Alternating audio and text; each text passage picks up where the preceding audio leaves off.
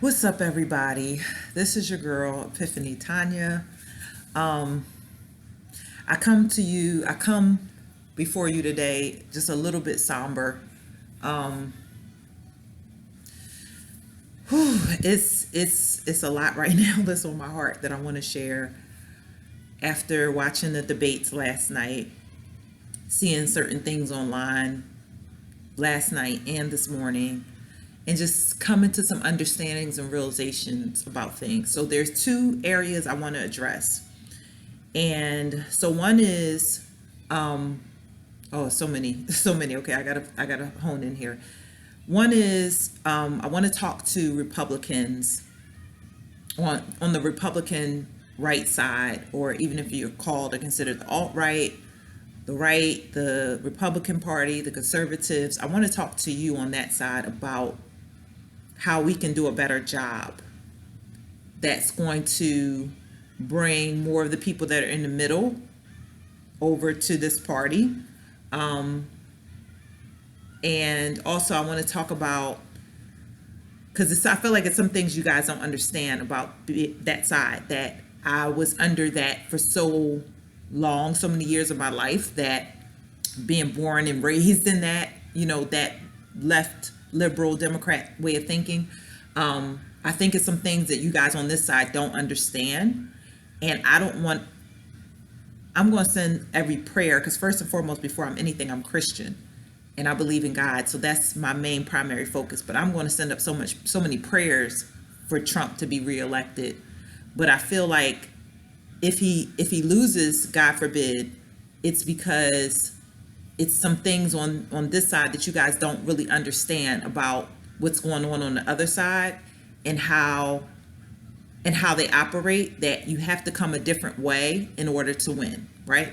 So anyway, so I want to talk about that. I want to talk about, I guess I'm going to start talking about first, before I get to that, about the Republicans, and Lord willing, I remember to come back to that.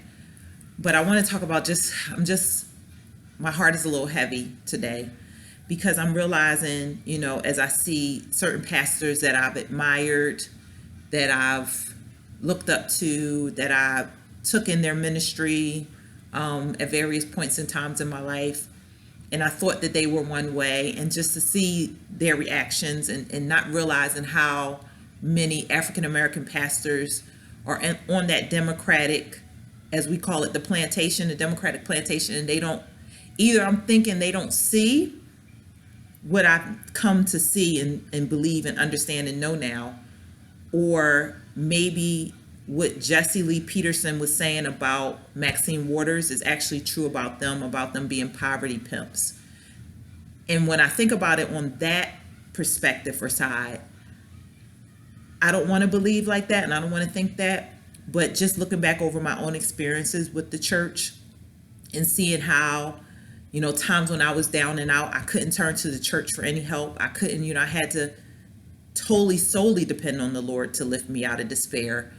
But times when I turned to the church and they just were absentee, weren't there, didn't care, blamed me, shunned me, shamed me, put me down.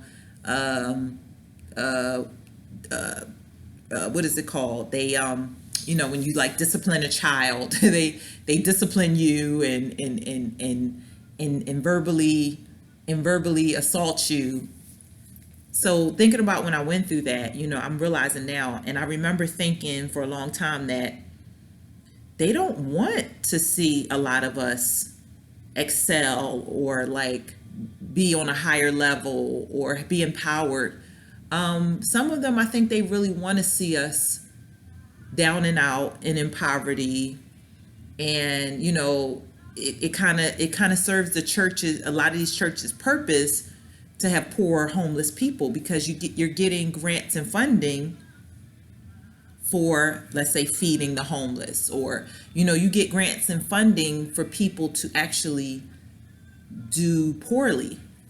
So I don't want to think like this, but just seeing what I've been seeing this morning, that the way it's really sad and tragic that people have lost their lives. I don't care if it is a lower number than other issues in the black community. It's really, really sad. my heart does go out to people like Breonna Taylor's family and George Floyd's family. Like, I feel really, really bad for them.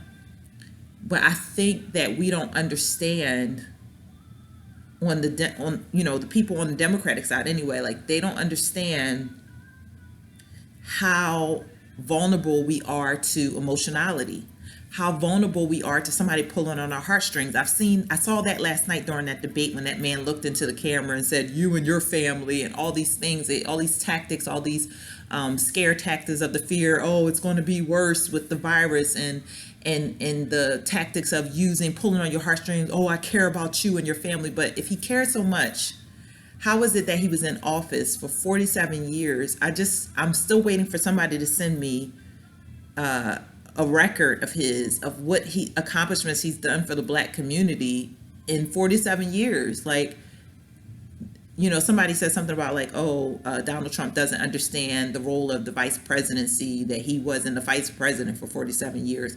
But even in office as a senator, like, what bills did he pass? What laws, other than bills that actually hurt African American people? What bills did he pass that we should now look to him as he cares so much?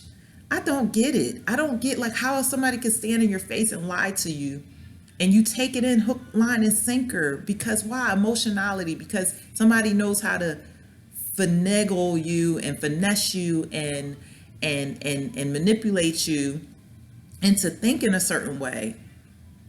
That was really unreal to watch, because I know that if I was still under that same way of thinking, I would have been like, oh my goodness, he cares about the American people. I know I would have been like that, just maybe, I don't even know how long ago now it's been since I've awoken and see things the way I see them. I don't even, like, my goodness, like, but it's just really disappointing to see the leaders, African American leaders, a lot of them on the Democratic side, like, you condone abortion, you condone babies being killed in the womb. Like, how do you support a candidate that's for so many things that are actually against the African American community? Like, we have the highest rate of abortions, of babies killed. So here's something that's ironic on that Democratic side, that you complain about racism, because I've been in that same vein. I actually, one of the books I wrote,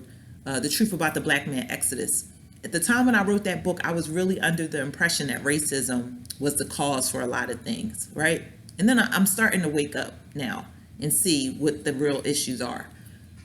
But you complain that racism is the real issue. And if you started studying and did a little more research, open your mind, read more, you would see some of these scholars that I've come across, people like Thomas Sowell in his books, and you would understand that a lot of things has to do with numbers. It's not necessarily racial as much as it is numbers, and some things are financial as well, right? So if the numbers are in a certain race's favor, but yet you continue every year, day after day, year after year, to destroy your own race through abortion, right? If we only make up 12% of the population, 12 to 13% of the population, and a lot of the things that, quote unquote, that you're saying white racist supremacists are doing is because they have the power dynamic of the numbers, right? Because, when I went through college, I remember them pushing this narrative of racism is a power dynamic. And so it's impossible for African American people to be racist because it's all about power, right? It's all about power. And so how does a group get power? They get it through their numbers. You have to have more on that side than you do on the other side, because if you have the numbers, and I would say probably education, industry. So it's different things, but I think numbers are like probably the largest factor of a group having power. You just got more that outnumber another group, right?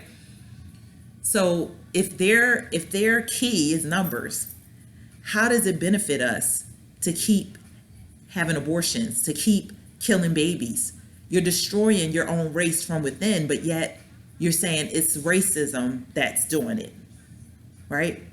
We refuse to, I know, like I said in previous videos, that thank God for my mother, despite her democratic, liberal, left leaning ways and beliefs, she still always taught us education, education, education. And education, it actually caused me to be a critical thinker and now a free thinker, to see things outside of just one perspective or just out of my emotions. And I admit that my emotions have led me for far too long, and they have steered me wrong a lot of the times.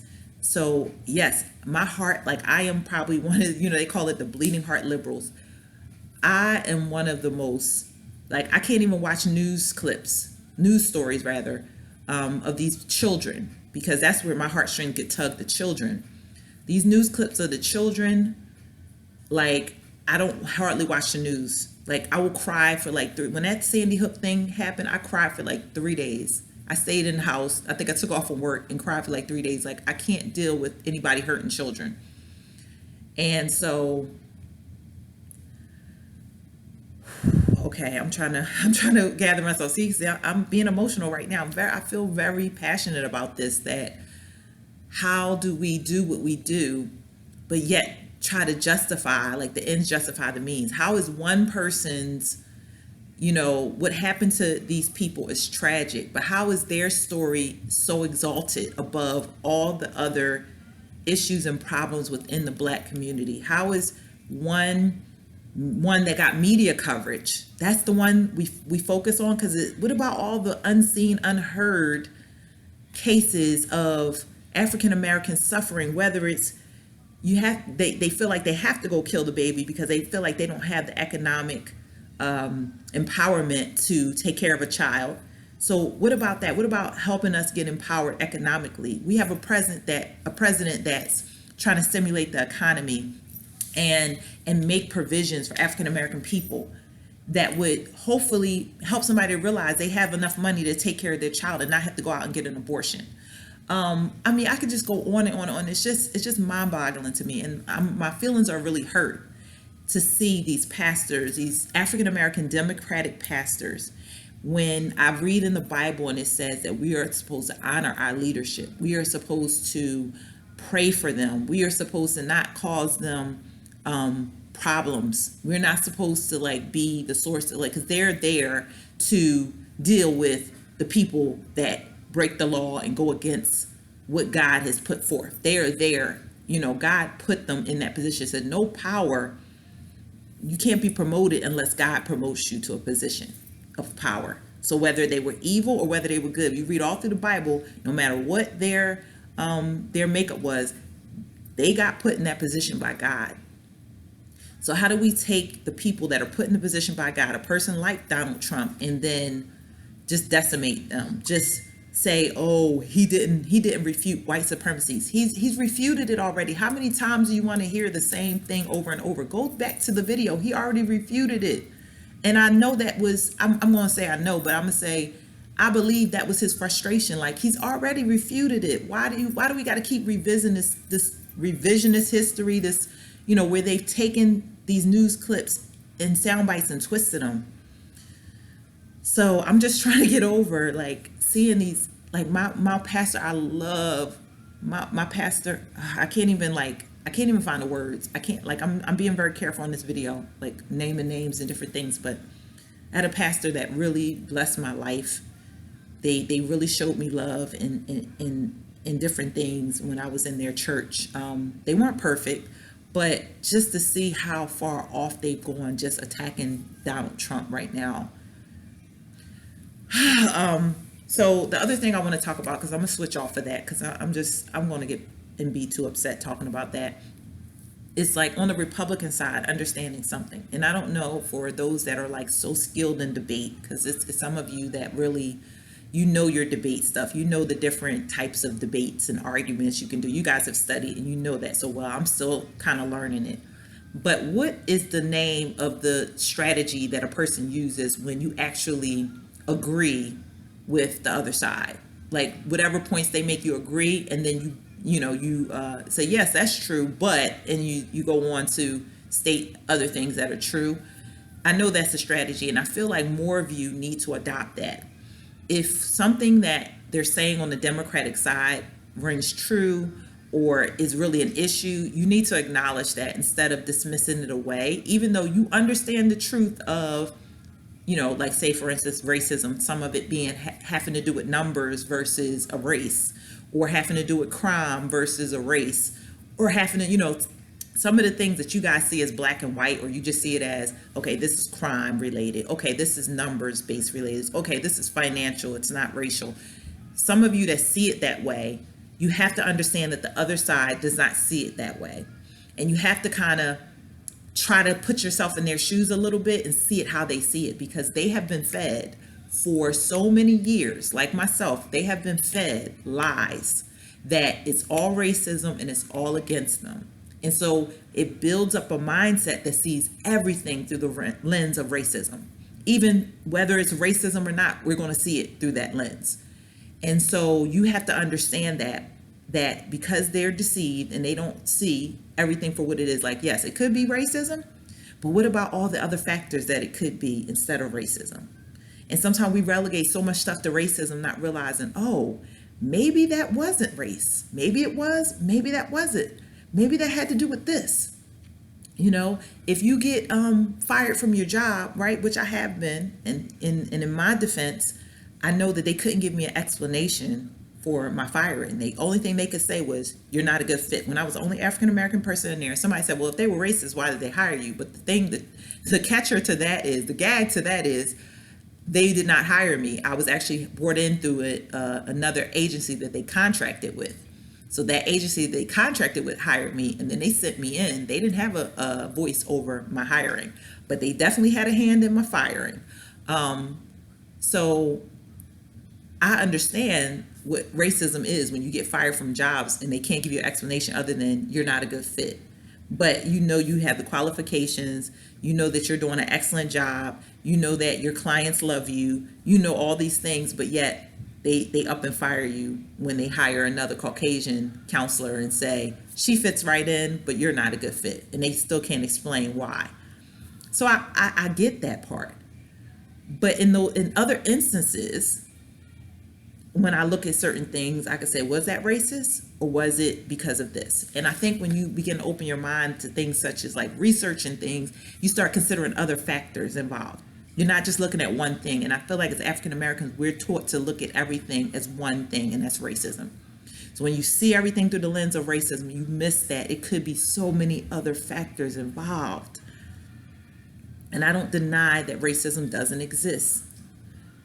I'm still struggling, grappling with if the structural, systematic racism exists, but I can't deny the actual racism that exists when I get fired from jobs and they can't give me an explanation. And I'm doing an excellent job. I exceed the qualifications of the position, and my clients love me, and they can't tell me when they fire me, they can't tell me why. And I say, well, what is this about? Why? And they just say, oh, you're just not a good fit. Oh, you're just not a good fit. That's all they would say. So, and I know that most of them were liberal Democrats. So that's a whole nother story. But I pray that we on the African American side, especially in the Christian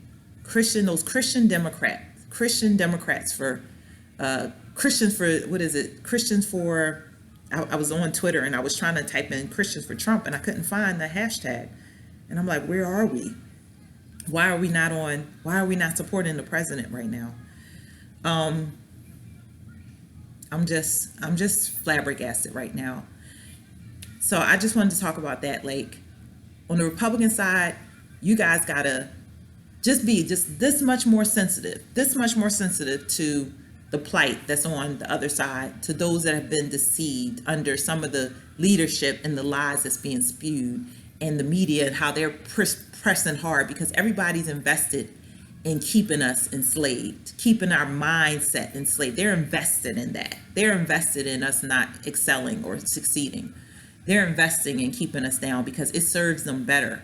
It serves some of those politicians that are on that side. It serves them if you live in the projects. It serves them if you're in poverty. It serves them because then they can get all that money from the government and say, oh, look at our community, it's messed up, give us the money, and they get the money and pocket it. It serves them better that they have you as a project and an issue to say, But get empowered and see how they change on you. Get empowered, get educated and empowered, and go against anything that they say as far as like thinking a different way, and see how fast they turn on you. See how fast they become a different person. See how fast they don't accept you anymore. See how fast they outcast you. Be empowered to think for yourself. Be empowered to, to go out here and work hard and save your money and invest and learn the stock and learn marketing and learn how to be in business, and see how fast you're not useful to them anymore. I've been there. Fired and don't have an explanation. So whereas now I'm out here on my own, running my own home-based business. I had to go into business for myself. My passion is therapy, and I was constantly put down, marginalized, outcast in that community, because that's a predominantly Caucasian. And again, they have the numbers to kind of be overrepresented in that, to be represented in that field, right? It was a point in time where colleges was courting me. I could have went to Harvard, I could have went to Yale, I could have went to Princeton, because those colleges wanted to fill their quota of the affirmative action. I could have went to a lot of different colleges, end up going to the University of Penn, which is another Ivy League school, even though it's not as Ivy League as those other ones, but it's still Ivy League. And they wanted the African American. And wow, I'm still like just floored just seeing some of the stuff I've seen online today. But I probably have to come back and do any type of video about, my responses to some of the other things of the debate. But that just kind of hit me below the belt, just to see the pastors that it didn't click to me when I was on that side that they were like they were, where they pillage and they what is it called? They're pushing a pill of woe is me, oppression, feel sorry for yourself, you're oppressed, it's the white man, and all this stuff. It's the police now. The police are, your oppressors, and Jesus, have mercy, help us, God. Anyway, God bless you all. Until the next video. Yeah, I got to get back to you guys on this one, because I'm still trying to process. So God bless. Peace.